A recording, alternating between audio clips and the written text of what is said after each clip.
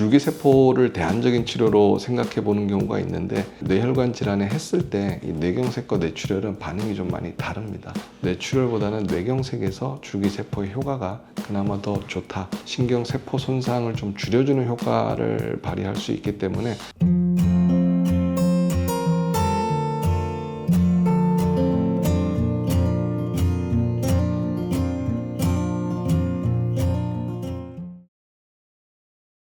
이번 영상에서는 대표적인 뇌혈관 질환과 이 뇌혈관 질환에서 일반적으로 하는 병원 치료, 그 다음 단계 재활 치료 또는 그 다음 단계 보완적인 대안적인 치료가 될 수 있는 줄기세포 치료에까지 간단히 한번 설명을 드리겠습니다. 이 뇌혈관 질환은 크게 보면 이 두 가지 범주로 나눠볼 수 있습니다. 하나는 뇌혈관이 막히는 거, 또 하나는 뇌혈관이 파열되는 거. 막히는 걸 뇌경색이라고 하고 터지는 걸 뇌출혈이라고 합니다. 물론 그 외에 혈관 기형이라든지 혈관 종양이라든지 이렇게 있지만 대부분의 범주는 막히거나 터지는 둘 중에 하나입니다. 이 막히는 경우는 증상이 생기고 나서 6시간 이내에 또는 길게 보면 8시간 이내에 병원에 도착을 하게 되면 혈전 용해술이라고 하는 게 있는데, 혈관 안에 막힌 피떡질을 뚫어주는 그런 시술을 하면 정말로 많이 좋아지거나 완치가 되는 경우도 있을 수 있는데, 대부분의 경우는 그 시간 내에 병원을 방문하는 경우는 많지 않습니다.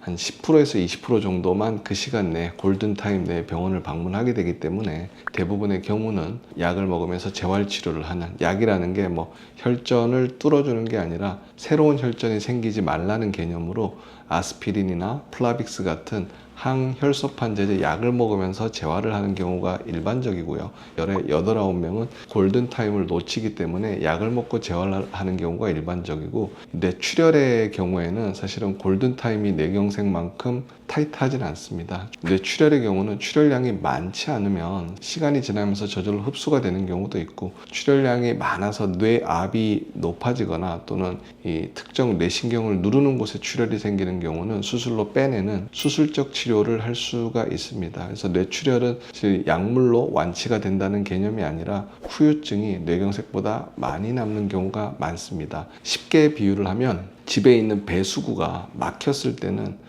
우리가 어찌저찌 물도 넣어보고 세제도 넣어보고 또 압력도 가해보고 하다 보면 하수구가 뚫리는 경우가 있습니다. 뇌출혈은 이미 하수구가 터져버린 겁니다. 이거는 어떻게 할 수가 없는 거죠. 뭘 한다고 터져버린 하수구가 막히진 않기 때문에 어떤 의미에서는 뇌출혈이 훨씬 더 데미지가 크다. 이 어느 경우가 됐건 후유증이 남는 경우가 사실은 많이 있는데, 후유증에 대해서 하는 치료는 재활치료가 대부분입니다. 재활은 열심히 하겠지만 이러고 그냥 지켜봐야 되느냐, 운명으로 받아들여야 되느냐, 또 다른 방법은 없느냐 라고 해서 여러 가지 방법들을 많이 찾아보고 있습니다. 그래서 그런 방법들 중에 한방 침치료나 약물치료 이런 것들도 사실은 도움이 될 수 있기 때문에 한방병원에 의존을 많이 하게 되고요. 글로벌하게 이루어지는 뇌혈관 질환 임상에서는 상당수가 뇌경색 후에 생기는 후유증에 대해서 줄기세포 치료가 상당 부분의 임상 연구를 차지하고, 뇌경색에서 줄기세포의 효과가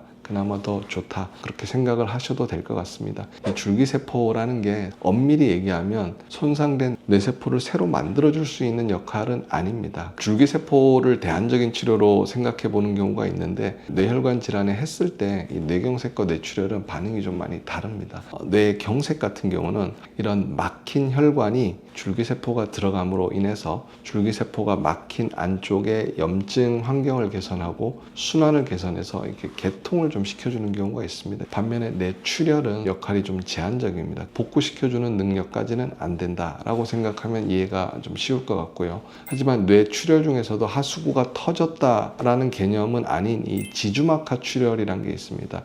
이 뇌세포 사이사이에 있는 뇌척수액이 지나는 지주막에 생긴 뇌출혈의 경우는 그 출혈이 지주막하 공간 사이에 척수액 순환을 억제하고 혈류 장애를 유발하기 때문에 줄기세포가 이런 염증 억제, 순환 개선, 신경세포 손상을 좀 줄여주는 효과를 발휘할 수 있기 때문에 뇌출혈 중에서는 지주막하 출혈이 그나마 효과가 있고, 이 지주막하 출혈보다는 뇌경색이 좀 더 낫다라고 생각을 하시면 될 것 같습니다.